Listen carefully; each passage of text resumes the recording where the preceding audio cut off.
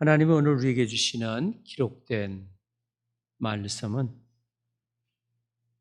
요한복음 4장 46절에서 54절 말씀입니다.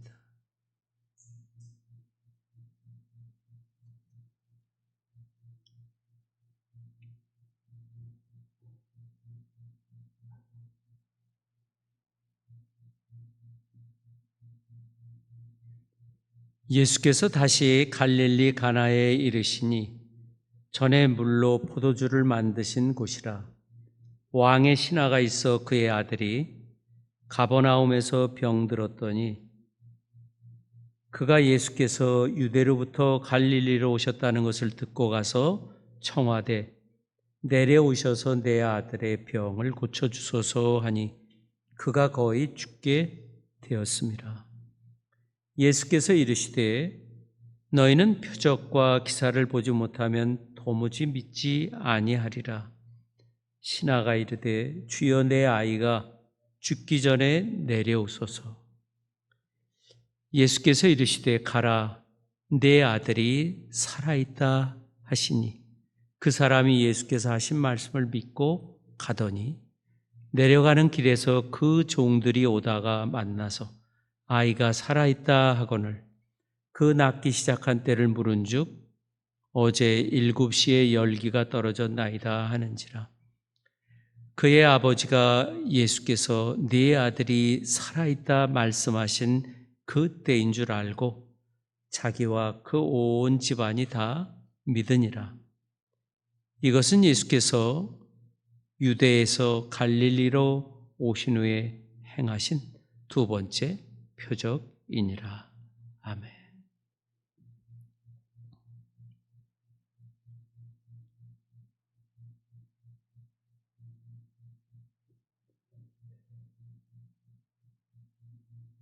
왕의 그 신하라고 하는 그 아주 격이 높은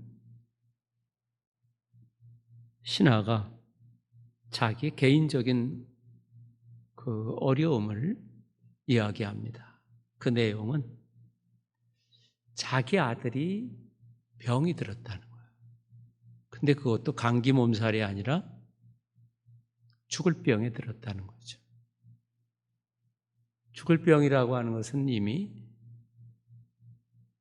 왕의 신하이기 때문에 그 주위에 뭐 1차 병원도 갔을 거고 2차 병원도 갔을 거고 또 왕의 신하니까 빼기 좋으니까 뭐 3차 병원 최고의 그 병원까지 다 알아봐도 죽을 병이다. 사형 선고가 내려진 거죠. 그 왕은 헤롯 안티파스라고 하는 그런 왕의 신하입니다. 그러면서 하는 말이 내 아들이 죽게 되었으니 지금 내려오십시오. 지금 와서 내 아들을 고쳐주십시오. 예수님이 그 지체하면은 자기 아들이 죽는다는 거죠. 그러니까 죽기 전에 와서 고쳐달라.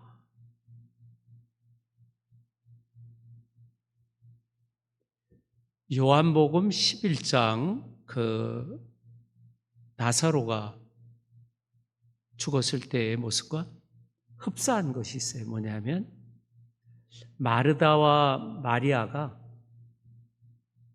똑같은 말을 해요. 요한복음 11장 21절이나 32절에 21절에 마르다가 예수께 주께서 여기 계셨더라면 내 오라버니가 죽지 아니하였겠나이다. 32절에 이제 그 마리아가 동생 마리아가 주께서 여기 계셨다면 내 오빠는 죽지 않았을 것입니다.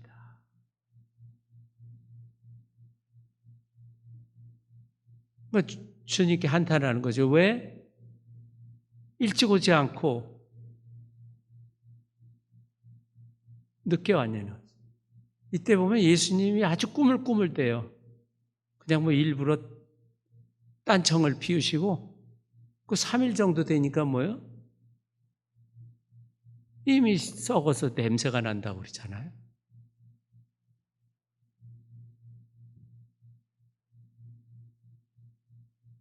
신하가 빨리 와야 된다. 왜? 사람이 죽으면 소용이 없잖아요.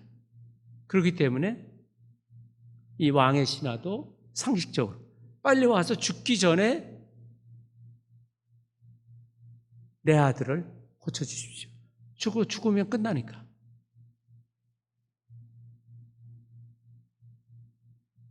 (48절에) 예수님께서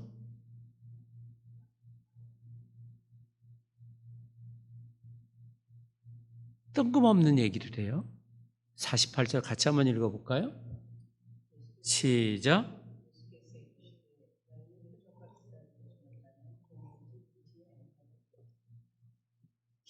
믿지 않는다는 말씀을 하시는 거예요. 지금 그래, 내가 곧 가겠다.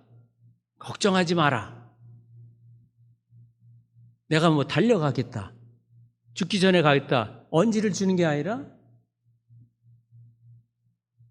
예수님은 왕의 신하는 자신의 공경을 얘기했듯이 예수님은 예수님 자신의 공경을 얘기하는 겁니다. 믿지 않는다는 거죠. 이야기는 예수님이 지금 하시는 말씀은 아이가 병이 걸려서 죽게 된 그것보다도 더 큰 것이 있는데 진정한 생명이 위태로운 질병이 있다는 거예요.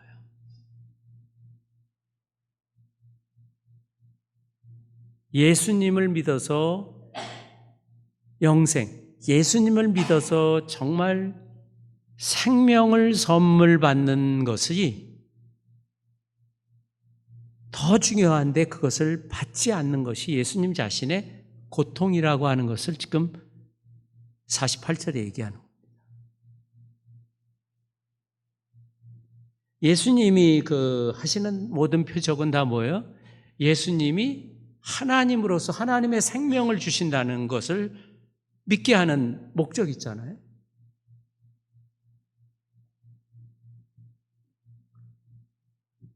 예수님이 가장 가슴 아파하는 것은 뭐냐면, 탄식하는 것은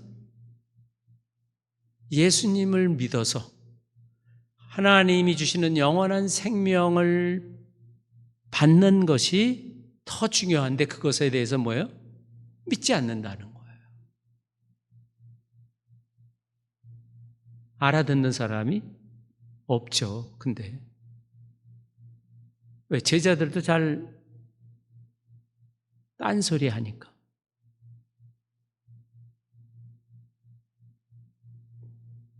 그래서 요한복음은 우리가 로마서나 고린도전서는 논리적입니다. 쉽게 얘기하면 이게 머리가 논리적이지 않은 사람은 로마서나 고린도전서는 이해가 불가능해. 왜? 논리기 때문에. 근데 요한복음은 논리가 아니라 은유기 때문에 자기 마음대로 해석을 하는 거예요. 그렇기 때문에 이단들이 많이 나오는 거예요. 은유도 그것을 이해하는, 즉 수수께끼 같은 이야기를 잘 이해를 해야 되는데, 요한복음 8장 24절에 내가 너에게 말하기를 너희 죄 가운데 죽으리라 하였노라. 너희가 만일 내가 그인 줄 믿지 아니하면 너희 죄 가운데서 죽으리라. 예수님을 믿지 않으면 사람들이 죽어요. 근데 무엇 가운데 죽어요? 죄 가운데 죽는다는 거예요. 그 죄 가운데 영원한 죽음을 갖는다는 거죠. 요한복음 11장 25절 26절에서는 예수께서 이르시되 나는 부활이요 생명이니 나를 믿는 자는 죽어도 살겠고 무릇 살아서 나를 믿는 자는 영원히 죽지 아니하리니 이것을 내가 믿느냐. 이 말씀을 할 때 마르다와 마리아는 동문서답했잖아요. 마르다와 마리아뿐만 아니라 오늘날 많은 그리스도인들도 이것을 다르게 해석해요. 이거 요한복음을 읽으면서 생각은 고린도전서 15장으로 이해를 하는 거예요. 엉뚱한 거죠. 생명이 있고 죽음이 있어요. 이 생명이 있고 죽음이 있는데 요한복음에서는 이 생명과 죽음을 어떻게 이해하는가? 요한복음은 이걸 아주 엄밀하게 우리에게 정의를 해주고 있어요. 즉 요한복음에 나오는 빛과 어둠, 생명과 죽음 반대 아니에요, 그렇죠? 빛이 있으면 어둠. 이 생명이라고 하는 것은 예수님으로부터 영원한 생명, 즉 영생. 영생 그럼 또 끝까지 사는 걸 또 영생이라고 스님들한테 배워서 그렇게 하는데 하나님의 생명, 그래서 생명. 이 생명을 가진 자만이 뭐예요? 살아있는 자.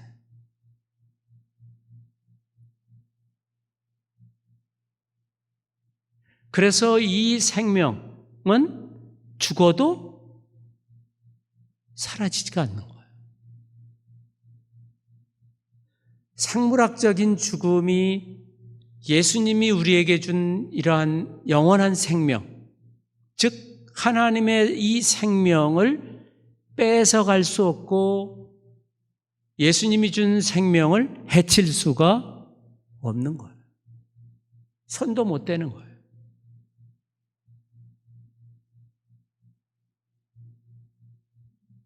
그래서 예수님을 믿음으로 생명의 선물 받은 우리들은 누구도 영적으로 죽임을 당하지 않는다. 믿으세요?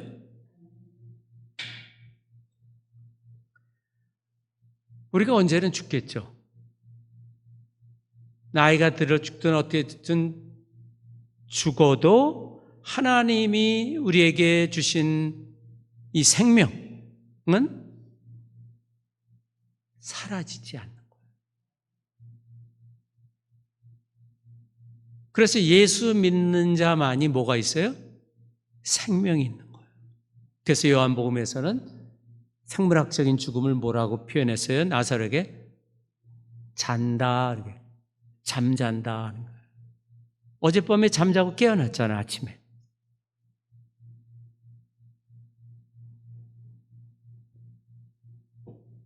오늘 예수님께서는 우리 모두에게 예수님을 믿으라고 권하시는 거예요. 그런데 지금 왕의 신하는 뭘 이야기한 거예요? 내가 예수님을 믿겠습니다 온 게 아니라 뭐를 해달라는 거예요?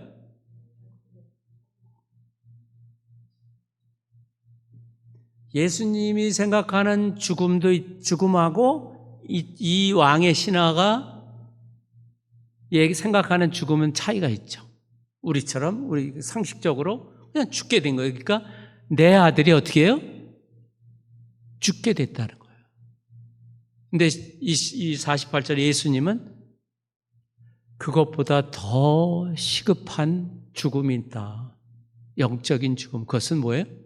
예수님 자신. 예수님을 하나님으로 믿는 것이 더 중요하고 긴급한 치료받아야 할 질병이라는 걸 말씀하시는 거예요. 48절에.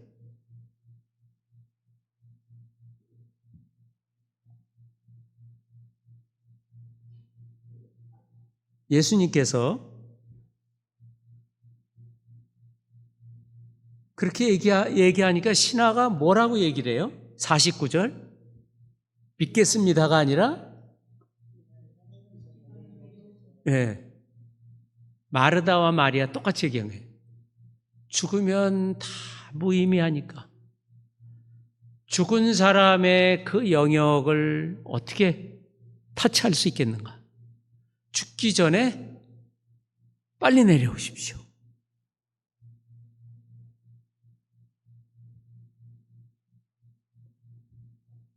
죽기 전에 내려와 달라는 거죠. 예수님이 50절에 답을 하십니다. 같이 읽죠? 가라.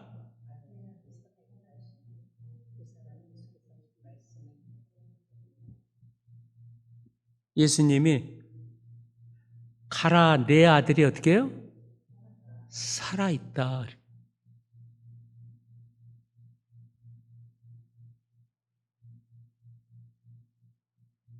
삶과 죽음의 문제 앞에서 오직 예수님 자신과 예수님의 말씀만을 믿고 순종하는 그 자세의 믿음이 중요한 겁니다.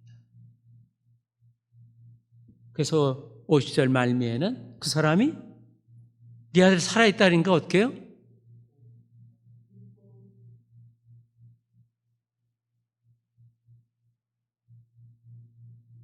죽었는지 살았는지도 모르잖아요. 자기가 올 때는 뭐예요?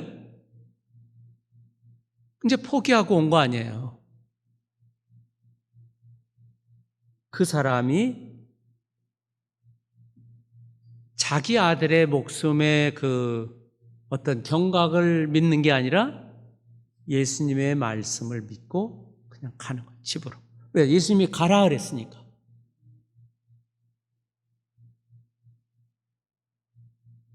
그래서 가는데 그 왕의 신하니까 신분이 높은 거 아니에요.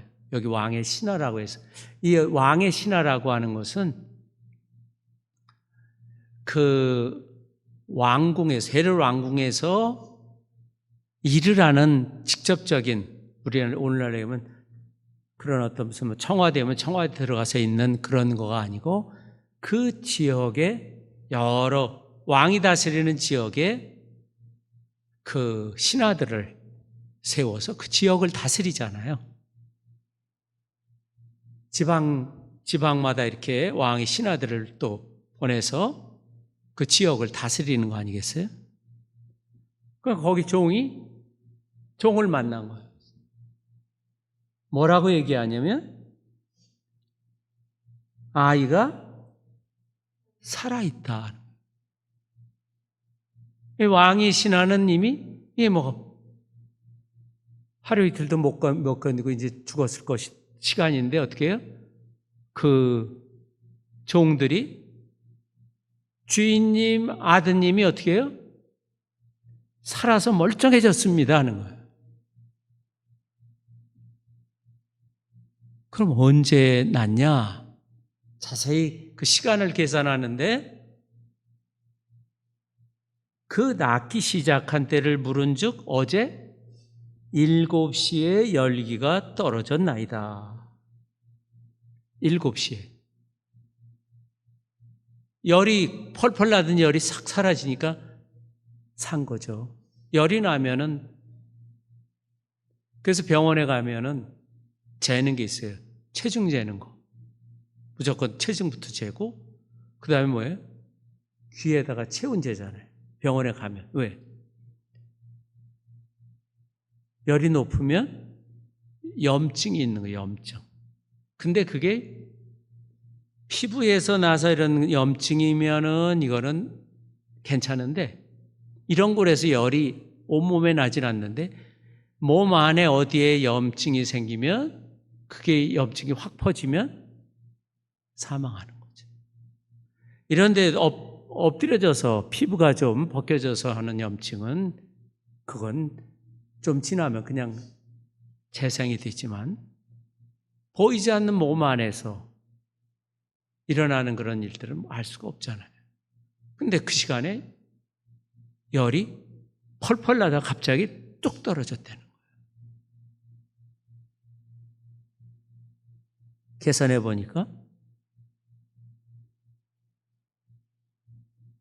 예수님께서 내 아들이 살아있다, 내 아들이 죽지 않고 살아있다 할 때 열이 뚝 떨어진 거예요.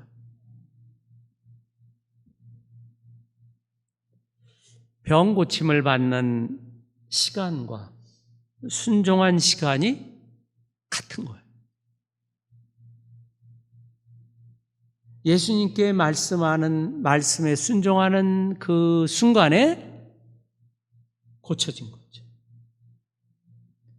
병 고쳐달라고 얘기할 때 이미 병이 고쳐진 시간이라. 믿고 순종할 때 고쳐지는 거죠. 치유가 예수님의 선언과 동시에 일어났다는 것은 기적인 거죠. 그리고 그것은 거리에 상관이 없다는 것. 그래서 그리스도인들은 다른 사람의 어려움을 위해서 어떻게 해요? 기도하는 거예요. 예수님이 두세 사람이 있는 곳에 두세 사람이 기도하면 내가 혼자 기도해도 우린 다 되지만 예수님이 조건을 붙였어요.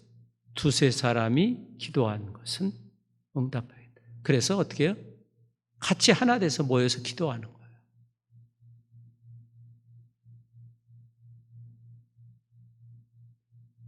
이러한 믿음으로서 얻은 체험은 결국 완전한 믿음이 되어서 그 온 식구들이 믿게 됐다.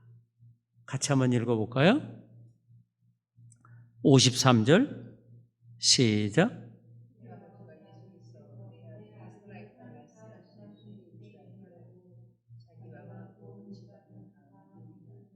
네. 병 고치는 표적을 보고 이제 뭐예요? 믿기 시작한 거예요. 아, 하나님이시구나.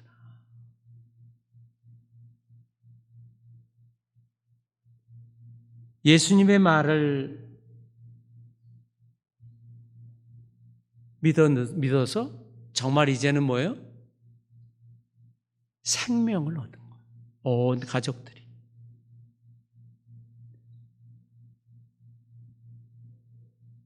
그러면 예수님은 누구신가? 54절 같이 보죠. 시작.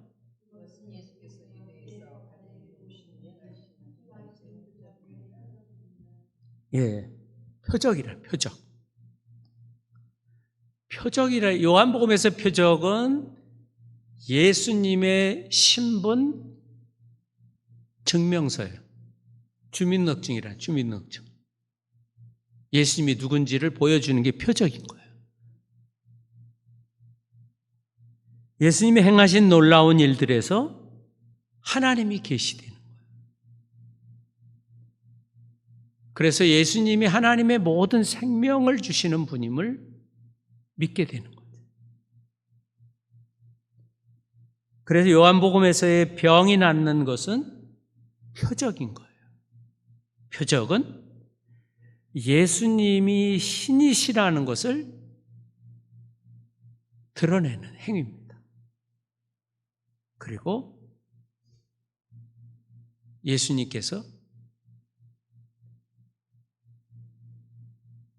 바로 요한복음 1장 3절에 그로 말미암아 모든 것이 창조되었다고 하듯이 예수님이 창조자라고 하는 것을 보여주는 거예요.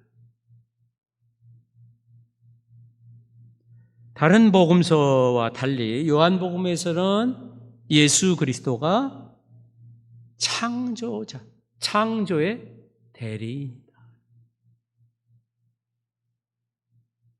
하나님이신 예수님을 보여주는 겁니다. 권능자이신 예수님. 예수님은 세상의 구세주요 하나님이십니다. 병 고치는 예수님이 영원한 생명도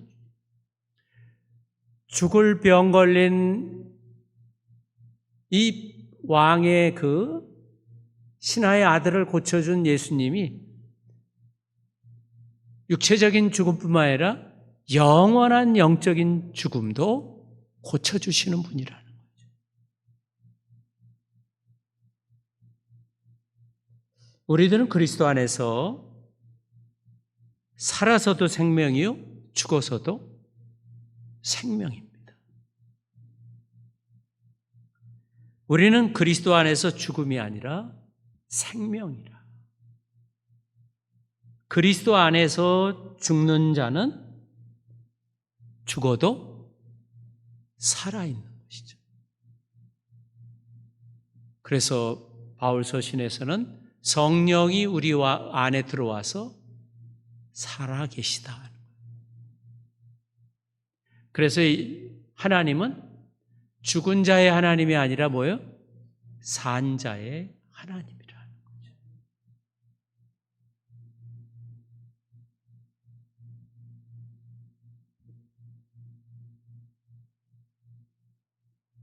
그래서 우리는 하나님의 그 은혜 아래서 일생 살아가는 것입니다. 은혜가 없으면 우리는 아무것도 아닙니다. 예수 그리스도 하나님의 사랑 위에 우리가 서 있지 않으면 아무것도 없는 거예요. 예수 그리스도를 참 하나님으로 믿음으로 또 세상 속에 나가서 예수님처럼 예수가 하나님이심을 보여주는 그러한 놀라운 또 표적도 행하시기를 바랍니다. 기도하겠습니다. 들은 말씀을 듣고 잠깐 같이 기도하죠.